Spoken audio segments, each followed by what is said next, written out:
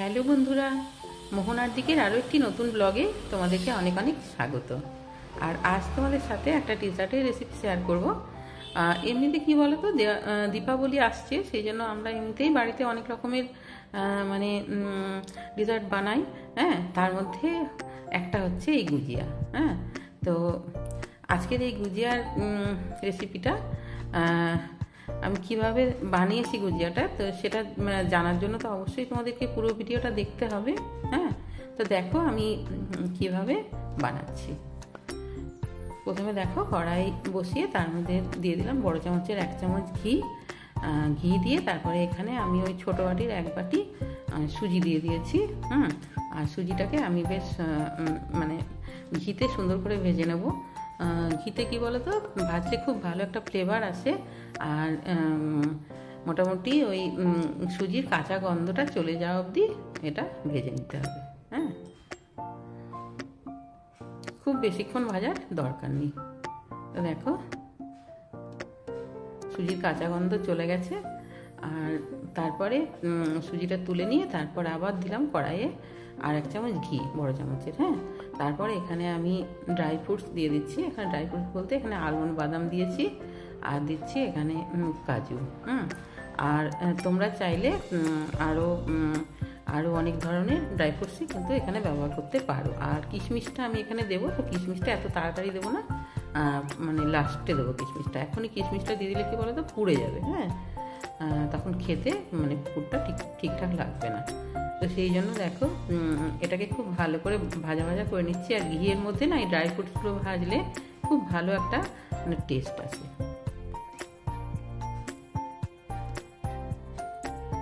তারপরে আমি এর মধ্যে দিয়ে দিচ্ছি নারকেল কোড়ানো। হ্যাঁ, এখানে আমি ফ্রেশ নারকেল ব্যবহার করছি। তোমরা কিন্তু এখানে যে ড্রাই যে কোকোনাটটা যেটা পাওয়া যায় সেটাও কিন্তু এখানে ইউজ করতে পারো।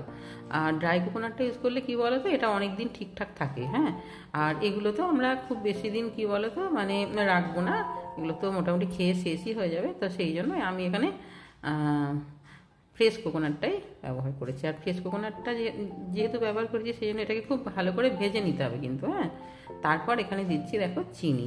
এবারে মিষ্টিটা যে যেরকম খায় সে সেরকম চিনি দেবে। চিনিটা আমি এখানে চিনিটা গুঁড়ো করে দিইনি, তোমরা এখানে চিনিটা গুঁড়ো করে দিতে পারো। আর চিনিটা যেহেতু খুব ছোট দানা, সেই জন্য আমি এমনি দিয়ে দিচ্ছি। চিনিটা দিয়ে এটাকে খুব ভালো করে দেখো শুকনো শুকনো করে পুরটা বানিয়ে নিতে হবে। বেশ ভাজা ভাজা করে নিচ্ছি, চিনিটাও এর মধ্যে মেল্ট হয়ে যাবে। হ্যাঁ, তারপরে দেখো তারপরে যে সুজিটা ভেজে রেখেছিলাম সেটাও দিয়ে দিলাম আর কিশমিশটাও আমি এখানে দিয়ে দিয়েছি। হ্যাঁ, তো সমস্ত কিছু এবারে মিশিয়ে নিচ্ছি। আর আঁচটা কিন্তু আমি এখন গ্যাসটা অফ করে দিয়েছি। গ্যাসটা অফ করেই কিন্তু সুজিটা দিলাম। দিয়ে এবারে পুরটাকে ঠান্ডা হতে দেবো। তারপরে ময়দাটা মেখে নিচ্ছি আমি। হ্যাঁ, ময়দাটা দেখো, ময়দা যে যেরকম বানাবে সে সেরকম নেবে, কেমন? তো ময়দা দেখো এখানে আমি নিয়ে তারপরে এর মধ্যে নুন দিয়েছি আন্দাজ মতো, আর দিয়ে দিলাম তেল। এখানে আমি সাদা তেল দিয়েই ময়ন দিচ্ছি। এবারে তোমরা চাইলে ঘি দিয়েও দিতে পারো। তো খুব ভালো করে ময়নটা দিতে হবে। আর একটু মানে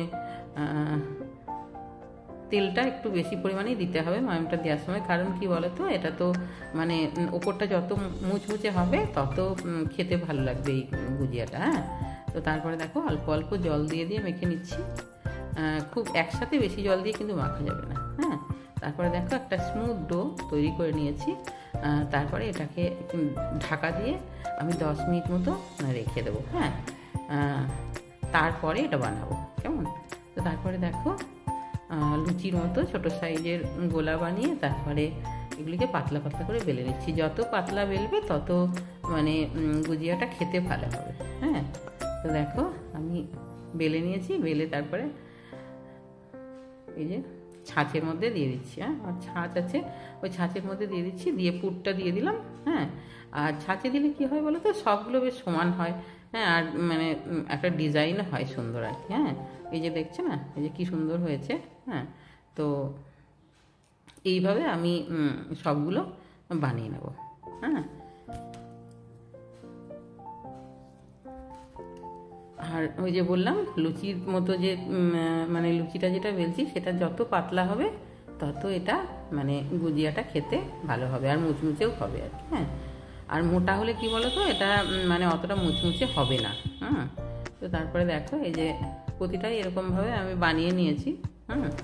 তারপরে তেল গরম হতে দিয়েছি, আর তেলটা খুব বেশি গরম করব না। হ্যাঁ, মোটামুটি মিডিয়াম একটু গরম হলেই তারপর এগুলোকে দিয়ে দেবো। আর আঁচটা কিন্তু আমি মিডিয়াম টু লোতে রেখেই প্রথমে আমি ভাজবো, তারপরে কালারের জন্য আঁচটা পরে বাড়াবো।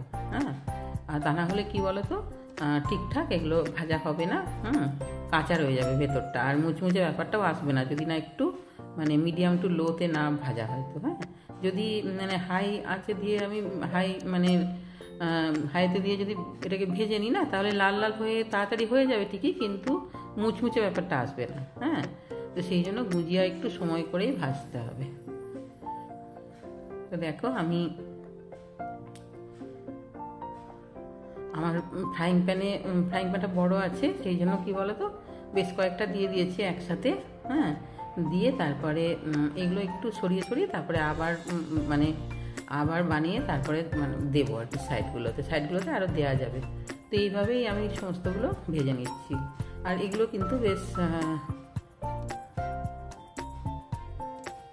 ডিপ গোল্ডেন করে ভাজতে হবে। দেখো, আর বেশ কিছুক্ষণ ধরেই কিন্তু এগুলো ভেজেছি আমি। এইসব জিনিস বানাতে কি বলো তো একটু ধৈর্য চাই, ধৈর্য ছাড়া কিন্তু হবে না। হ্যাঁ, আর একটু হেল্প হলেও ভালো হয়। আমার মেয়ে যেমন আমাকে হেল্প করেছে, মানে ওই ছাঁচে ওগুলো বানিয়ে দিয়েছে আমাকে। বাকি সব কিছু আমি করেছি। হ্যাঁ, আর বানিয়ে দিলে কি বলো তো মানে ভাজতে একটু সুবিধা হয় আর কি। আর একেবারে অনেকগুলো বানিয়ে রেখে দিলে কি হয় বলো তো মানে এগুলো না শুকনো হয়ে গেলে তখন মানে ছেড়ে যেতে পারে। হ্যাঁ, তেলের মধ্যে তখন পুরটা বেরিয়ে যাবে। আর ওই ছাঁচের মধ্যেও কিন্তু সাইডে জল লাগিয়ে তারপরে কিন্তু মেয়ে এগুলো বানিয়েছে। হ্যাঁ, তো সেইভাবেই বানাতে হবে। আর এগুলো দেখো খুব সুন্দর একটা কালার এসছে, আর ভীষণ মুচমুচেও হয়েছে। দেখতে তো সুন্দর হয়েছে, আর খেতে যে কি অসাধারণ হয়েছে সেটা তো কি বলবো তোমাদেরকে। আর মানে ভেতরের পুরটা যত টেস্টি হবে গুজিয়াগুলো খেতেও কিন্তু সেরকম হবে। আর ওই যে বললাম মুচমুচে ব্যাপারটা আনার জন্য একটু সময় ধরে কিন্তু এগুলো ভাজতে হবে। তারপরে দেখো এইভাবে আমি 3 থেকে 4 বার হয়েছে আমার, মানে একসাথে খুব বেশি দিচ্ছি না, কারণ একসাথে খুব বেশি দিলে কি বলো তো মানে ভেঙে যেতে পারে নাড়ানোর সময়। হ্যাঁ, উল্টানোর সময়, সেই জন্য আমি একটু কম দিয়ে ভাজছি। আর একেবারে বললাম না বেশি বানিয়ে রেখে দিলে শুকনো হয়ে গেলে কিন্তু মানে জল দিয়ে যেহেতু মানে এগুলো লাগানো হচ্ছে, সেই জন্য শুকনো হয়ে গেলে কিন্তু এগুলো কিন্তু খুলে যাবে তেলের মধ্যে। হ্যাঁ, আর এই যে দেখো আমার কিন্তু একটাও খোলেনি, আমার মেয়ে এগুলো সমস্ত বানিয়ে দিয়েছে। আমাকে বানিয়ে দিয়েছে বলতে ওই ছাঁচে ফেলে ও সমস্ত এগুলো বানিয়ে দিয়েছে।